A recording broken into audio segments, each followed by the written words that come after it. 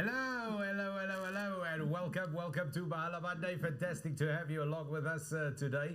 My name is Dougal Turner. As always, we're joined by the wonderful, the illustrious, the person that was originally the person who decided who the reindeers will be for Father Christmas. And they still didn't listen to me too well.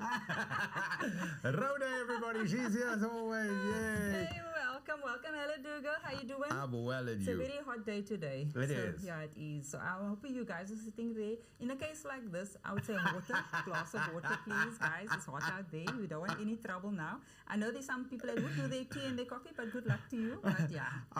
That's why I'm laughing, because I'm sure, because I know you've said that before. You go, and a hot cup of soup, and I'm like, nobody's now gonna go with soup. Yeah, that was our winter time, guys. It's summer now. Yeah. No, it is great. It is great to have you here. That's absolutely wonderful. And fantastic for you to be part of this as well. We are definitely grateful that you are here. We would like to ask you just to, of course, subscribe. Please do us the big favor and the big honor by subscribing to this and like it and share it. And as always, we bring you brilliant influences, really fantastic stuff, and great things that you could actually talk about, which is featured here on Mahala Monday. And today is no different, really. It is just, as always, every week it happens. It's just getting bigger, and better and fantastic. And tonight is definitely one of those nights. Most definitely. And as a talk, I'm really looking forward to Dougal, because you know what? Me, always been very much for women empowerment. And you know what? This is one of those people, those influencing people that makes a massive difference in this world as far as I'm concerned. And the story needs to be told, because I believe in women empowerment. I believe that we need to make a difference in this world. And you know what? We all need to stand on equal grounds. Yeah, no, most definitely. As always, we'd like to remind you that it is an interactive show, so we look very much forward to your questions and comments. But let's get into it straight away, because our very special guest tonight has also authored a book, penned a book, and we're going to be touching base with that as well. But it's also to the question, specifically in the book, we will address that, and I'll mention, shall I mention the title now? You could mention it. I could mention it now. What Women Want Coaches to Know. And this is an extraordinary title, an extraordinary statement, and I want to mention it because I want you to just think about it. You can see it right there, and just think about it, because you now just said, in terms of equality and all of these things, we know how difficult it is. We all, for many years, have heard the phrase the glass ceiling and all of these things. There are differences, there are challenges. Not every challenge is exactly the same, but how do we navigate it? How do we empower ourselves? And more importantly, it equips us with better understanding. And once you understand the situation better, then you know what I mean? Everybody excels. Everybody excels, which is what it's all about. Which brings us to our very, very, very special guest this evening. Like we said, of course, a published author. That is the book. There she is. Rosieda Shabodien is joining us tonight. Also the CEO of Actualize and Success Lab. Big welcome, Rosieda. Thank you so much for your time here on Mahala Monday. How are you? I am wonderful. I'm really honored for Mahala Monday to give me an opportunity to speak. I must say, when you say author, then I still get a little bit of a, that's me. It's just too new. It's just too new. I'm still absorbing that. But I mean, it's really wonderful the way you started to open the conversation regarding the issue around women's rights and women's equality, and how you ended up saying it benefits everyone. And that is the reality. You know, when we raise women, we raise men, and that's the story. And that's the story of also. Yeah, Definitely. And of course, there's a book, and we're very excited to talk about that as well. And we definitely got to get to that as well. But let's just talk about you quickly for a brief moment before we touch. I want to touch base quickly with the Actualize and Success Lab. What exactly is that?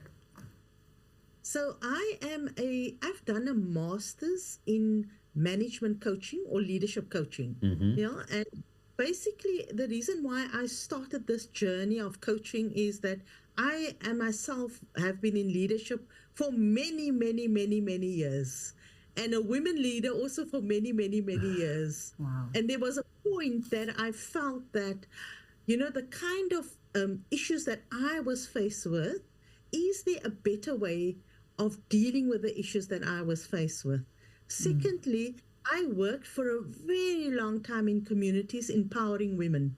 So basically, my organizations, so most of the organizations that I belonged to, was organizations that went into the community. We would train women to take up leadership position. And then there was that moment where I clearly remembered going into this community. I think it was Predarsdorp, because we worked in Predarsdorp, West Coast. We worked in Manenberg. We worked in a Nova Park. And basically what we did is that we empowered women.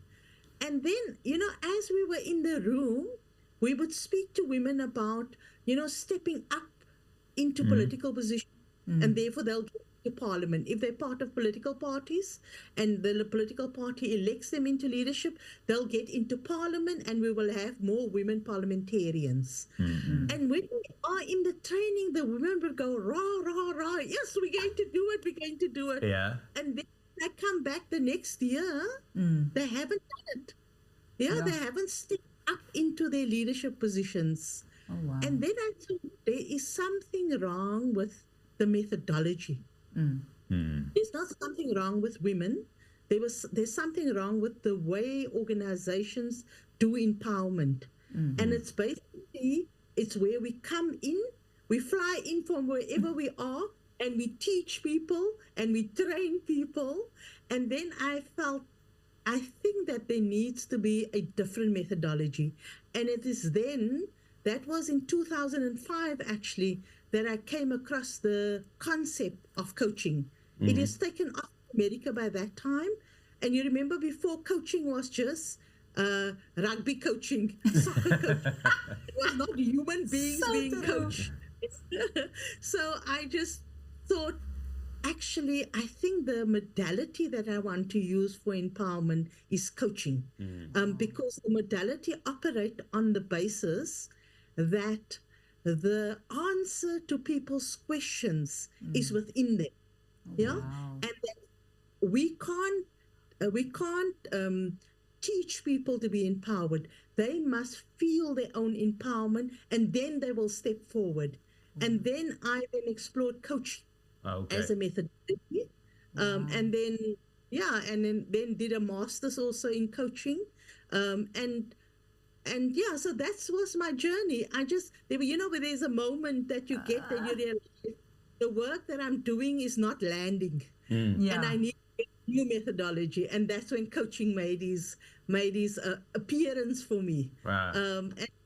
So that's how I started with the coaching career. No, that is fantastic, and I like that how you explained that journey, because it almost means like, when you start doing something, if you're on this path, then other things open up along the way, but it is a path that needs to be traveled.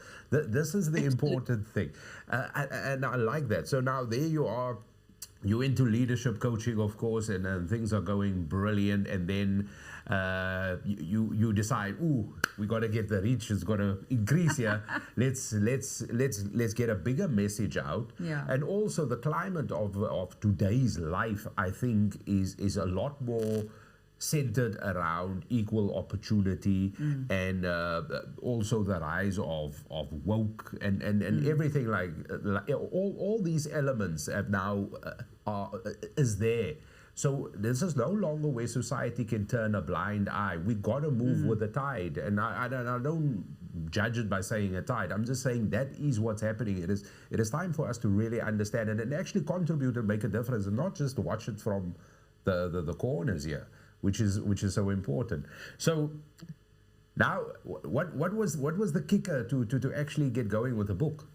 I think that my leadership journey and the book is intertwined.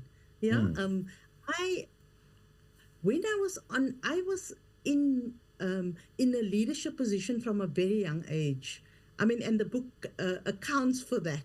I started in the anti-apartheid struggle from the age of 14, 15 years already. Oh, wow. And that time there was the Student Representative Council, and I was on that body for forever, my whole career. But it was, part of that leadership journey as a teenager, as a young girl, and then later on in my adult life and being in leadership of organizations, I had always had this thing that I'm a shy introvert person.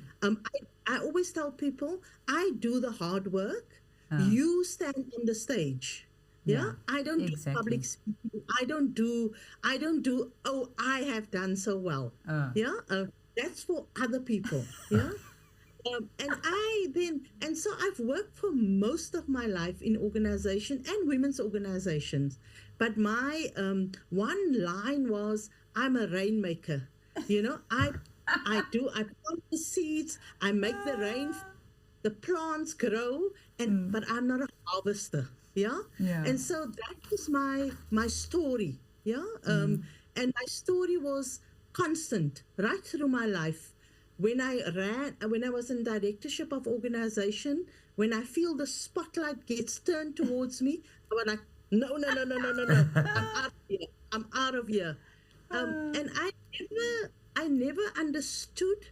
I thought I was just a shy person. Yeah. I never understood that actually what I'm struggling with is imposter syndrome. Oh, wow. Yeah. And so I never understood that. And when I say imposter syndrome, it's not a doubt. You don't have an insecurity. You have a sense that what you are doing, you are not for real. You are fake. Yeah. Like when people say, "Oh, you've done so well," yeah. Then you think actually they're only saying so because they like me. They're only interviewing me because Rhoda likes me. Or she was at the book launch. Oh, it's never about the I. Exactly. And so, and what happened in that my life was my life. I would work very hard, but when I see something is going to come to fruition, I would turn around and make a U-turn. And in the book, I speak about a lot of women. I say we run marathons after marathon after marathon. But when we come to the finish line, we never take the medal. Oh, my Now, word. can you imagine that? How hard is that journey? That you're constantly running and then you don't take the medal. Oh, wow. And when I realized that I am suffering from imposter syndrome, and of course, we people. We don't stay high. And I basically asked around, are you also feeling like this? I asked the women that was around me, are you also feeling like this? And I was shocked that only when I asked, women would say, yes, I also feel a deep insecurity or deep doubt. Oh, wow. You know? And then that was the beginning of the book. Oh, Yeah, wow. because I thought, is there any other phenomena that impacts on women? Oh, wow. And then all the other phenomena came up. It's not just imposter syndrome. Women are more insecure. Women are less confident. Women are... And then I thought, but we were not born like that. If I think back on my life, when I was at primary school, I was this confident little girl, that really strived and, kind of made, wanted to be on the top of a academic results and all of that. So then I thought, when did this happen? When in society, did people tell us no? Yeah, for women in particular. Exactly. And then I realized actually, when we raise girl children, and when women are around, we often hear the word no. You can't become this. You can't do this. No, that is not meant for you. No, you're not looking dressed well. No, you're not supposed to speak like that. And we think that things doesn't filter into our system. And I realize all these negative things that are being said about women, somehow we don't have a dome, iron dome that prevents these messages from infiltrating. Yeah, and so not just in society, but it's not just about parents. It's not about society only. It's just from everywhere. Advertisement. Yeah. So true. And so it is about kind of infiltrating, and then a sense that you are not good enough. Yeah. And so the book covers that. Yeah. Yeah. Wow. And Rosieda, all the things you've mentioned there, it's also because society, in a large extent, are we too structured like that? So regardless of the influence that a woman, female might receive, and all those sort of stimuli that make you want to react in a certain way, isn't society just structured like that? That, you know, I've got a bit of a clearer path where Rhoda's got 6, 7 steps and 2 hurdles and 2 iterations. Oh, you're putting it right there. It's just perfectly framed like that. That is the absolute situation that the book is indicating. We're starting at the same, the gun goes off and we run. We have a smoother path. We have got hurdles, potholes, crocodiles that is yapping at our feet. You know? And what I'm saying is that often we don't speak about it. We say, actually, it is not about the woman is not more insecure just because she's more insecure. Rosieda doesn't suffer from imposter syndrome just because she's a woman.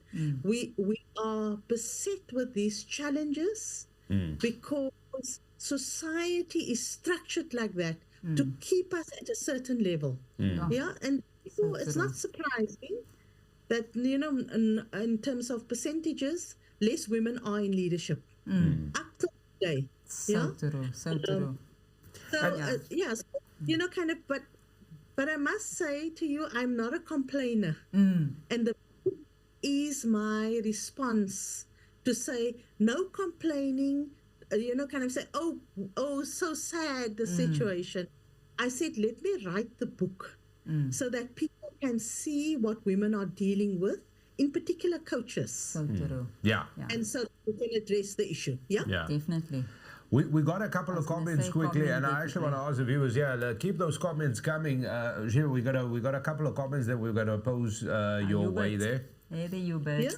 So Hubert says, we rise by lifting others. Oh, well done, Hubert. That is so true. Wow. Then Mark Saul says, hi, Rosieda, love your energy, queen. He says, I'm living for the episode. I'm living for the episode so far. He's probably wanting to say loving or living, but he's living for it. So far. He's living for it. He's living for it. Thank you for those. Keep definitely. Just quick one before Dougal even continue. I was obviously, like you had said, I was by the book launch, and I mean, oh my word, it was packed. It was packed. There wasn't enough seating for everybody. I was so amazed, and you know, standing at the back. And you hit me, seriously, I think you hit me with a book against the head while I was standing at the back. Because when I heard the imposter syndrome, I'm like, what? You know, it kind of resonated on me that I think I myself actually suffer a bit from that. Because, like, I find myself standing right at the back. That's exactly me. Don't put me in front. I don't want to be in the spotlight. Everybody else can get the spotlight but me. But I'm telling you, I started reading your book. And, oh, my word. There's a few things definitely I'm looking at exactly. How do you look at this? It needed to be highlighted, and this is exactly what I found with this book. And like you had said as well, the book is for coaches, but you know, for women that's working as well. So I just wanted to bring it a bit more into that on how, because obviously a coach is thinking, okay, I've got this covered, but you've come to realize, nope, there's a loophole. There is a pothole here. We need to clear this, cover this pothole. So what are you saying to these coaches in your book as such?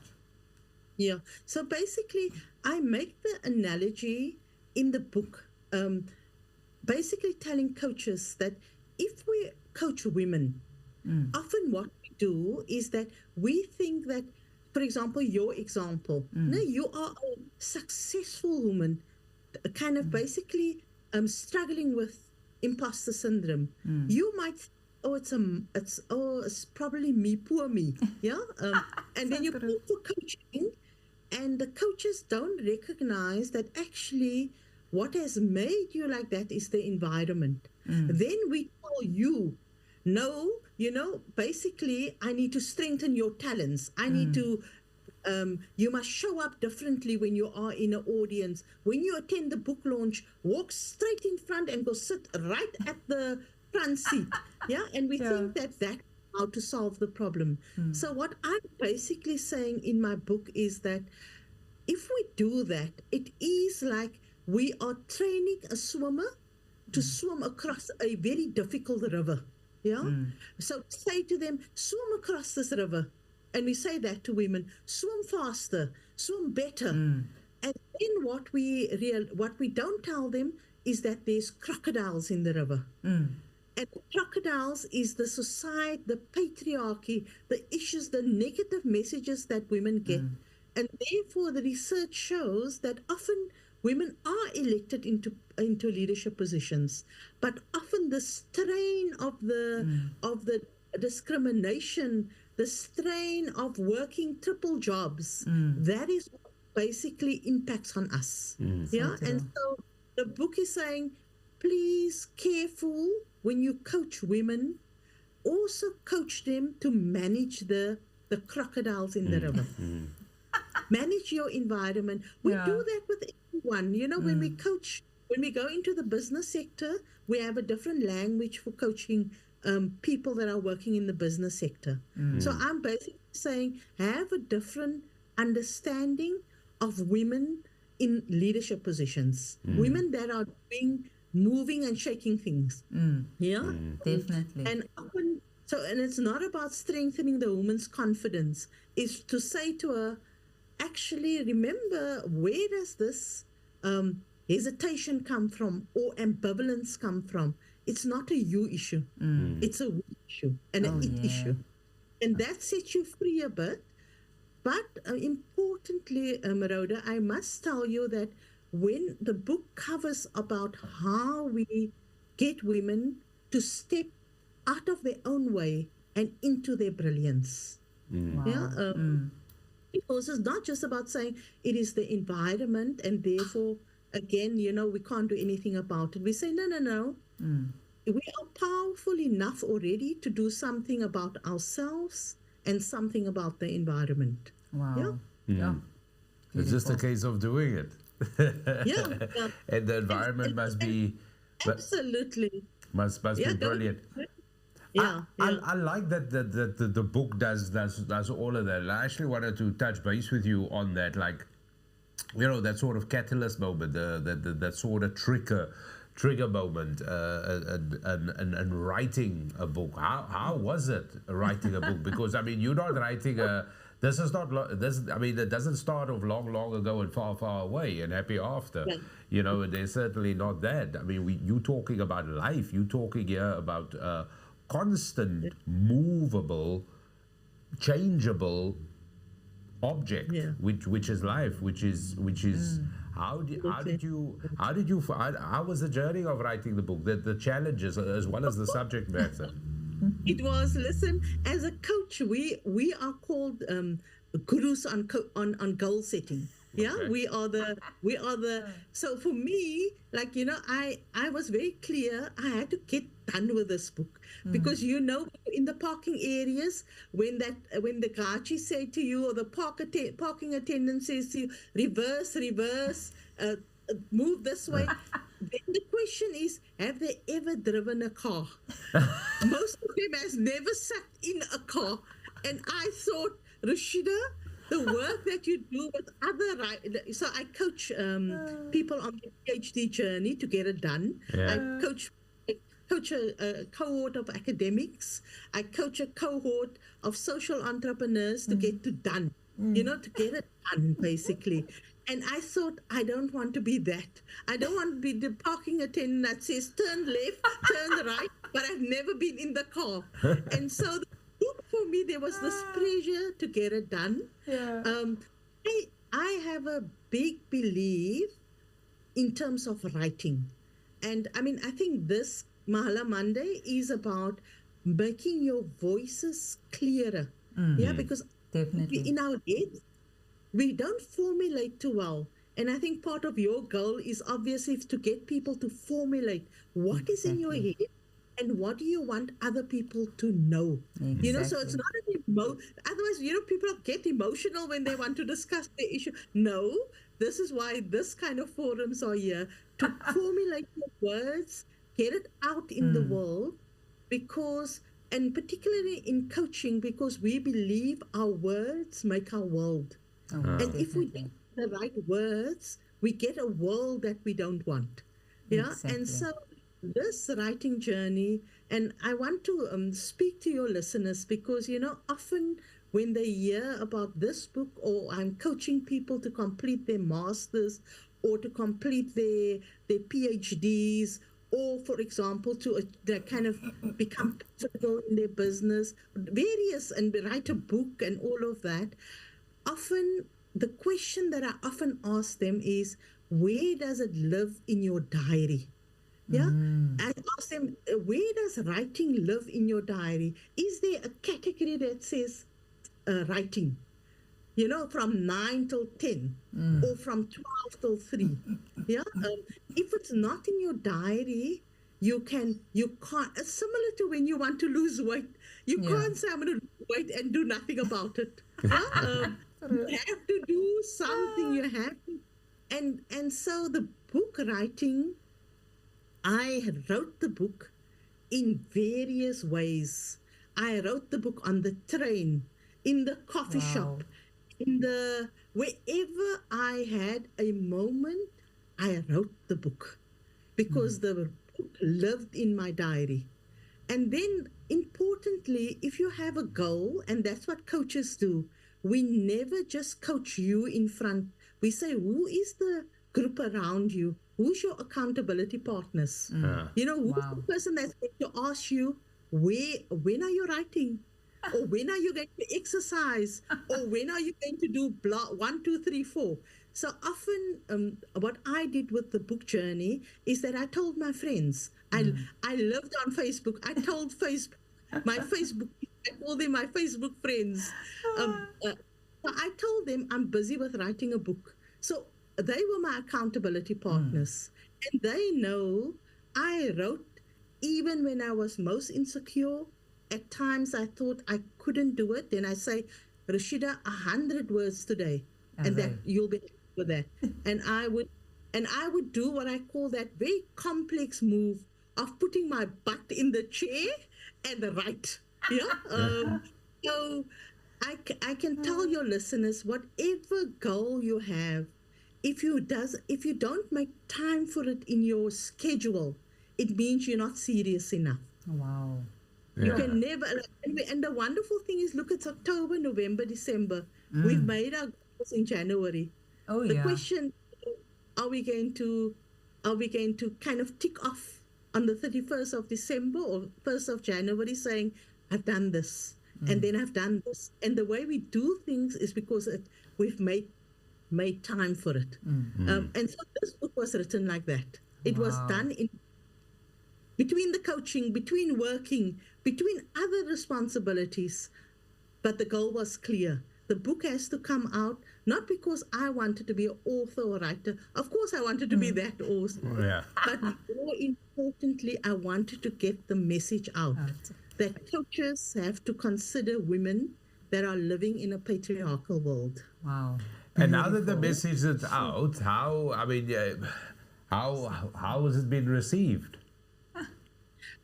Sure, it's I'm happy to report that the book is selling very well, and if that's an indication of the need for the book, that's one measurement. The other measurement that I have is that it has in the coaching fraternity, it has awakened a discussion about the modality of coaching. Yeah, is coaching neutral as a modality, or can coaching be gendered? Yeah, and that was important. And another important thing that I think I need to raise with the audience also is the fact that often Black women writers, often Black women don't write. Often Black women writers don't get published. Yeah. So for me, another level of the book is Black people must write. Black women must write. Because as the saying goes, what is the saying? Unless the lion writes the story, the hunter is always victorious. Oh, wow. Yeah. Yeah. Yeah. So, So true. so if we don't write our stories, it means someone else is going to write it for us. So Definitely. Yeah. that's the bigger value of us writing, and a bigger value of why I wrote this book. Besides the kind of waking up the coaching fraternity, it's Yeah. also to other Black women write your story, because we have complex stories to tell. Wow. Wonderful stories also to tell. I think it's just a comment quickly before we continue. There's some people that's wanting to say something out there. Hubert, Yeah. we shouldn't be discouraging anyone. We shouldn't be discouraging anyone who continually makes progress, no matter how slow. Why is society so dismissive and discouraging, Rosieda? He's asking. Why is Yeah, society so listen, dismissive? Hubert is asking a particularly why the coaching fraternity has been growing. Yeah. Basically, the reason why coaching has become such a modality that is being used to empower people is to say that if you have a goal, and often when you have a goal, there is kind of a counter narrative in your head. Yeah. For example, I want to write a book. Oh, Afrikaans. The counter narrative would be Afrikaans is my first language. I can't write an English book then. Yeah, and therefore I'm not going to. Yeah, and so coaching says no. Maybe you write the book in Afrikaans, and if there's a translator, we'll look at having a translator of the book. Or alternatively, you get an editor in. If you want to write in English and Afrikaans is your first language, we encourage people to do what they have to do, and not let that kind of thing that the negative voice in your head that says you can't, that not be the thing why you later on in life live with regret. Yeah, thinking, oh, I should have, but then I thought of this one is going to say that, and that one is going to say that, and maybe I'm not the right person to do it. And so with coaching, we're saying you're absolutely the right person. Let us coach you to set a plan in place to move forward, and also work with you why you are not why are you not doing what you have to do. Yeah. Exactly. And so a big thing in the book is about how we set goals and not achieving it. Yeah. Oh, Yeah. wow. And the book deals with that, and the book also then offers advice, I would assume, like, the steps to take. Yeah. Yeah. Look, so the book basically speaks about, in particularly with women, one of the areas that I speak in the book about is what I call women's watershed moments. Men also have it, but in particularly women's watershed moments are where we decide, for example, that something in our lives are not right. Yeah. We want to do something completely different. But when men say that, we would say, oh, wow, go and travel, go and experience. A male can say, I'm going to go for 3 months into the forest and write a book. Yeah, and get to a cabin. You hear a lot of stories like that. Yeah. We all went into the wilderness, sit in the cabin for 2 years and wrote the book. Yeah, Yeah, exactly. Because they had a watershed moment, like a aha moment. Yeah. Yeah. But if women have that, then we have a lot of consideration. We were told, why do you think you can do it? We are told, what about the family? What will people say? And so the book is saying that often women have that moment, but we completely squash it. Because the thought of doing something amazing, like, I think I need to be on TV. I need to be a TV presenter. Yeah, and you might work in NPO. You're an NPO woman leader, and you think, actually, the work that I do here needs to be on a bigger platform. I need to open up a TV channel. Yeah, big stuff. I'm not speaking about small stuff. I'm speaking about moonshot ideas.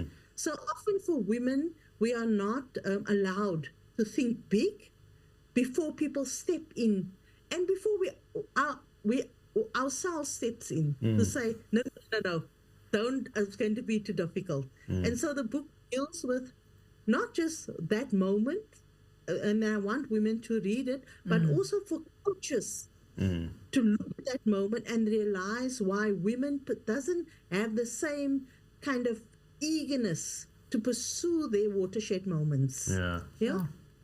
And of course, yeah. this there's a lot more people. I mean, you mentioned it right at the beginning of the interview. A lot more people get coached today. I mean, you jokingly said, it was the rugby coaches and all of these, the sport coaches, but also business coaches, because we need that. And whether the coach comes in a form of a business coach or mentorship, whatever we want to call it, this is important. And in today's life, because I know of many people being coached now. I mean, if I think about it, you know what I mean? Where you asked me that 10 years ago, Yeah. I would have just named the Springbok rugby team. But so now a lot more people are being coached. Obviously, the lessons learned when it comes to business in the professional life, and especially where structure is set in a certain way, especially when it comes to business, differs a little, but to personal life. But those structures, once they're broken down and once the structures are shared, there should be progress on both fronts, not just for women, but for everybody, man as well, I would imagine. Yeah. Look, I'm not a person that says empower women and forget about men. Yeah. Yeah. Mine is empower both, yes, male and women. It's important. The stage for greatness is big. Yeah. Because I think, particularly in South Africa, we often think that the stage for greatness is small. If you're going to become famous, then it means I'm going to fall off the stage. We just have to expand the stage, because we know, I think one of your listeners says, if one person rise, you lift the other person up. Yeah. And so South Africans often have the mentality that if you succeed, I won't succeed. Yeah. But it's actually quite different. If we succeed, we all succeed.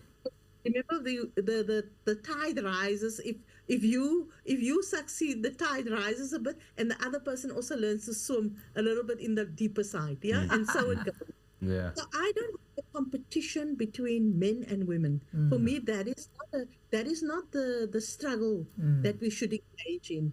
The struggle, and I'm saying that if men and women are equal and use both our potentiality, then South Africa will be a different nation, and the world will be a different nation. It's not because we elect women, we don't say men should be in leadership. We said both representative of if you have women in your society, let them represent that constituency. Yeah. So if you have men, let them represent. So mine is not a war between men and women. No, not at all.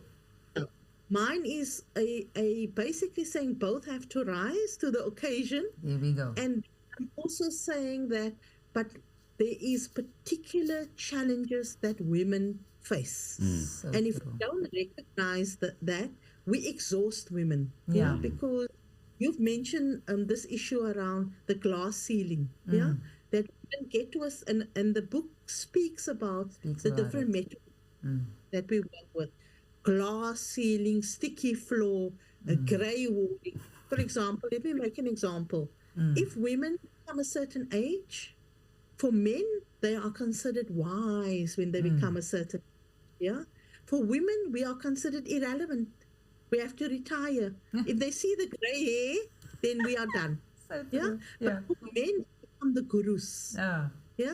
You see the difference? Yeah. Because and for example, in terms of why is it that women are at the lower positions of society and at a lower position in their job market, again, because we start out much lower and then we get kept there because of the glass ceiling. And the glass ceiling phenomena is basically, you can see where you have to go to. Can't reach it. But there's an invisible, you can see it, but there's an invisible barrier that prevents you from going there. And it's, in South Africa, we must grasp that because we know in terms of apartheid South Africa. Yeah, we know about the race dynamic. Oh, yeah. When you hang out with a group of people, yeah, and you are the same race, yeah, it is very difficult for someone from another race to get in there. No, because you're hanging out together, you're braaiing together, you're going to restaurants together, you've got a certain language. Yeah, and now you suddenly have this one person, not from your culture, not from you don't speak the same language, first home language. You have no connection in terms of whether you went to school together.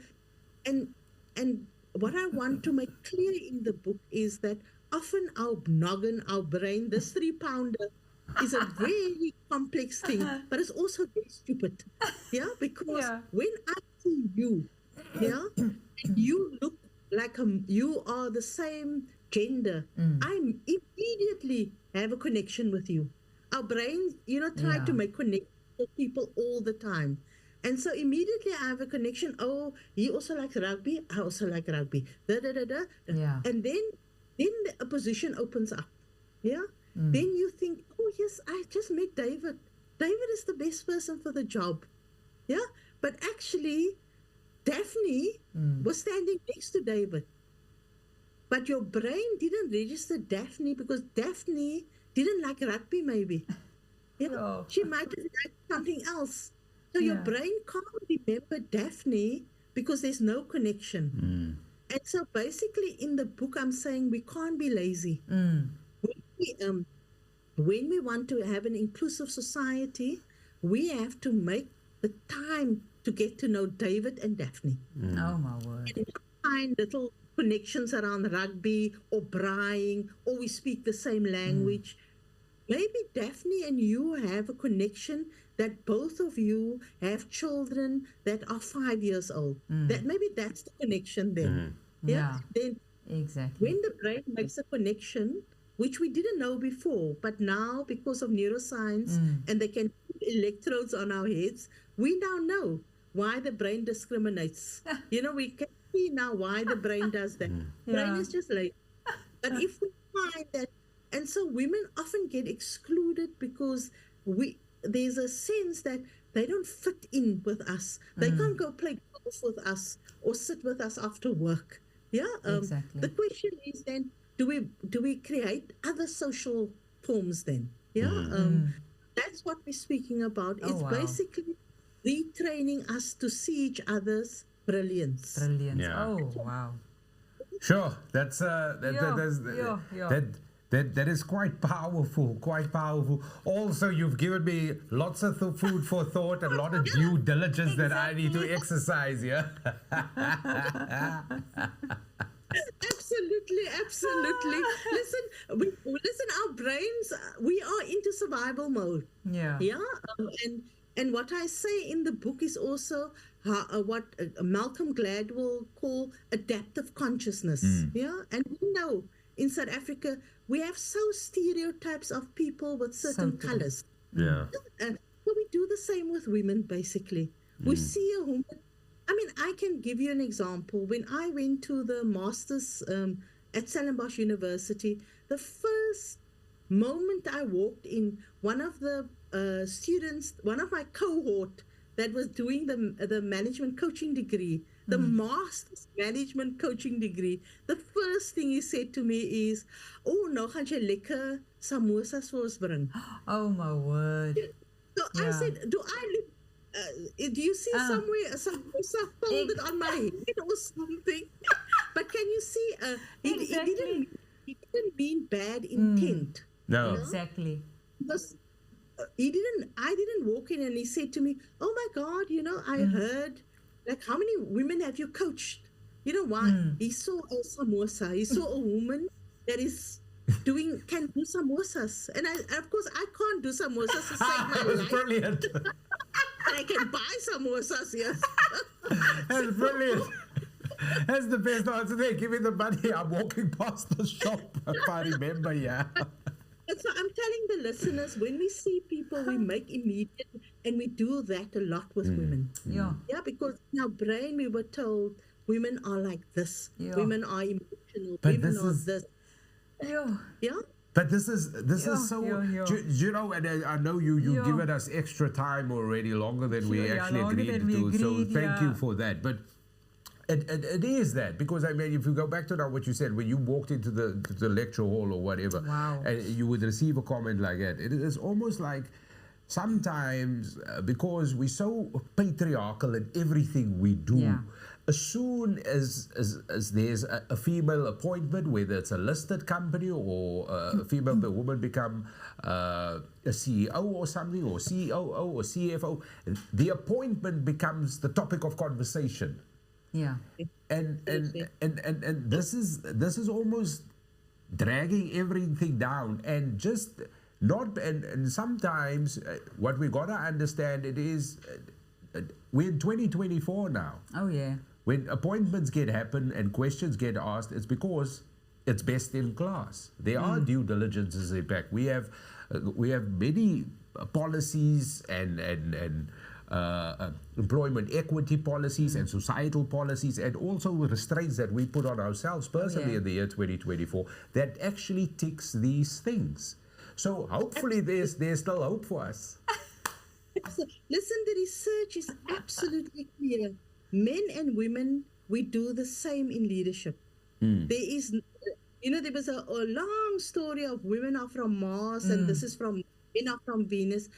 When they do research, men and women do equally well in leadership positions. And therefore the book didn't want to become, I didn't want to become emotional in the book. The book, what women want coaches to know, only focus on the research.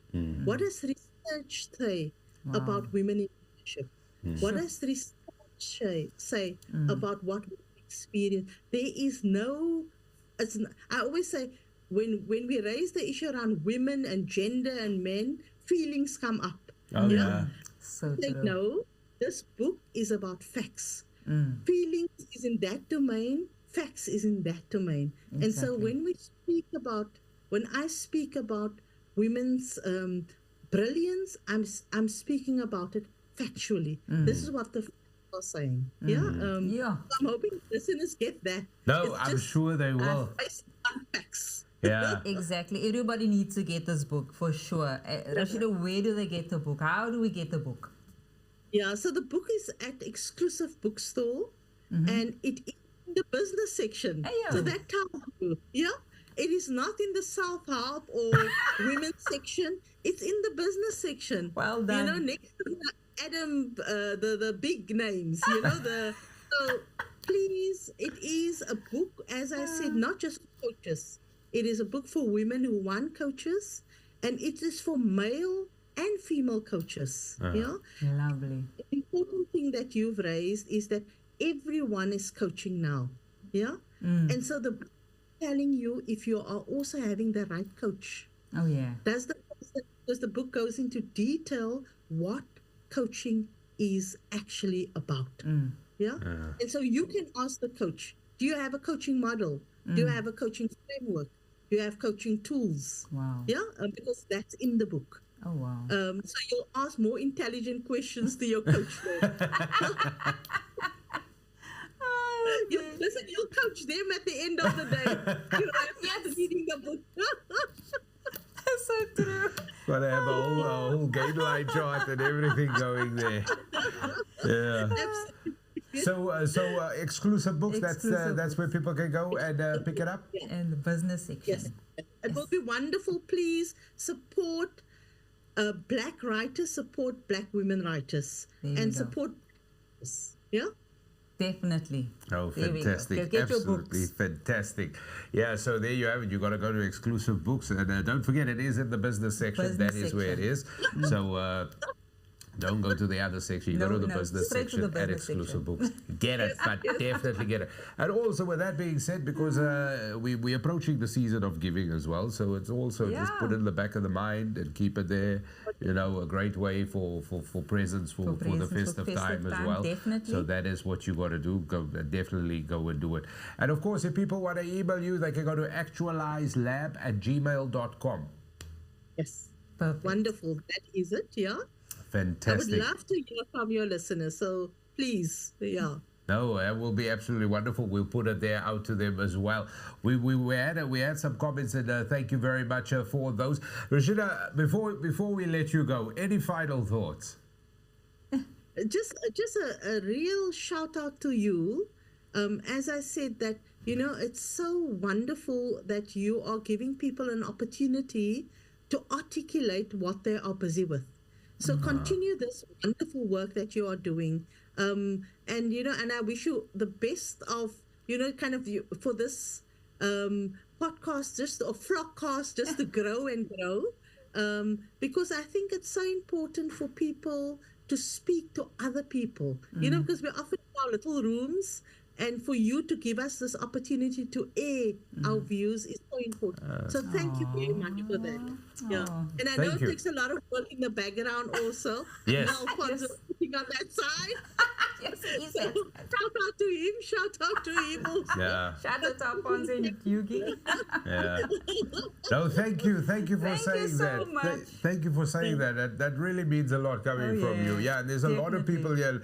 And let's be honest, being Rhoda, we our contributions are the small amounts. It's everybody else that On the does other that. side. Listen, you are asking, and I always say, beautiful thinking questions creates a beautiful world.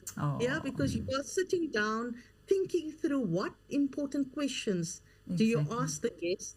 And I mean, the world needs questions, so that the answers are landing. Yeah. Often right questions create a right answer. Yeah. So thank you for the really critical questions that you've been asking. Thank you so much. Oh, wow. We would love to have you back, because thank you once again for going a little bit over the time. Yes. Sorry about that, but we weren't going to stop you. Awesome. we were quite happy to have you on. Sorry about that, but yeah, you got to come back. We're gonna have to talk to you. Wonderful. We're gonna have to talk to you soon. But Thank you so much. Rosieda, thank you so much for joining us. Thank you, and we wish you all the best. All the best for the book sales. Thank you. Bye. Bye.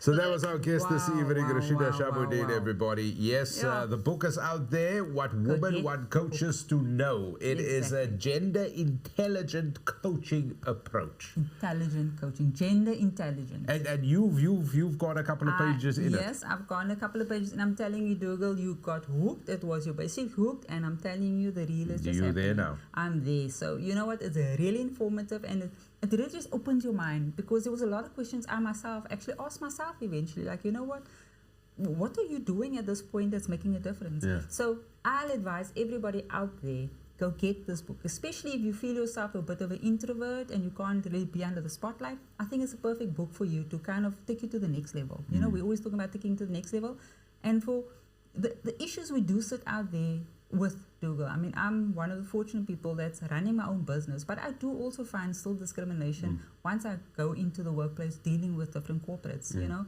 that when you, as a photographer, even walk in, they look past you and they look at the man thinking the man's a photographer and you're not a photographer. And then the question that gets asked as a woman, are you a professional photographer, especially as a black woman? You know, geez, I've been doing this. I just walk around with this camera. I just walk around with this camera like, oh, no reason. You know, so those are the things you actually challenge, basically, and that's what she's talking about. How do you overcome that people put this on you? And what Hubert said as well, why does people discourage you? And this is what happens in societies. I think plak sak, Rhoda. Exactly, your plak suck, man. And this is what they do to a lot of women. Your plak suck before you even get to an event, because once they start looking at you already and questioning you on your capabilities, you know. So this book teaches you, look, stop this, let those people pluck, your suck, your pluck. You need to change it yourself. And it's exactly the thing that similar to what Rosieda mentioned when she went into the lecture hall, into the class, the first day that somebody said, oh, lekker samosas and all of that. It's a similar sort of thing. Exactly. It's a similar sort of thing. Exactly. But this is where we are. But this is why you got to love Mahala Monday. And it's like Rosieda said as well, it's having this conversation. And here's now a fantastic book by somebody who is a coach, somebody who does that. This is what this person does. And I've highlighted, but there's more to it. And I've gone in depth. And here's a book. It's an add tool. So this is really fantastic. And I love the fact that what Rosieda said as well. Firstly, it is important for us to tell our stories. And she's doing that. Yeah. She's doing it as a person of color. Oh, wow. She's doing it as a woman. And she's telling the story. And it's under the business section. Under the business Go section. check it out. Exactly. That's where you'll find it. That's where you'll so find it. yes, the book's name is again. It is What Women Want Coaches to Know. That There we is go. the book. That's the So you definitely got to go get it. It is available at Exclusive Books. But thank you once again to our very, very special guest for joining us this evening here on Mahala Monday. And what a fascinating conversation. Wow. Sorry, we went a little bit over the Sorry time, about but that, you know guys, what? about That the was always time. going to happen. I was like, yeah, I'm loving this. I wasn't, you know, it's like, but sadly it had to now come to an end as well. And thank you very much to the wonderful comments and questions that came in Yes. as well, which was brilliant, Rhoda. Definitely. Yep. Is that it? That's it. Enjoy the rest of the week, everybody. Thank you much. And don't forget to please like and subscribe. We would really appreciate that. Please do that for us and do it for you as well. Thank you. Just have to ask. But yeah, thank you very much. To our guests for joining us, for you for watching. Rhoda, to you as well. Yes, and to you Lekker, too. yeah. Lekker. Go have your supper Yeah. now. And don't forget, guys, share. Cheers, everybody. Bye.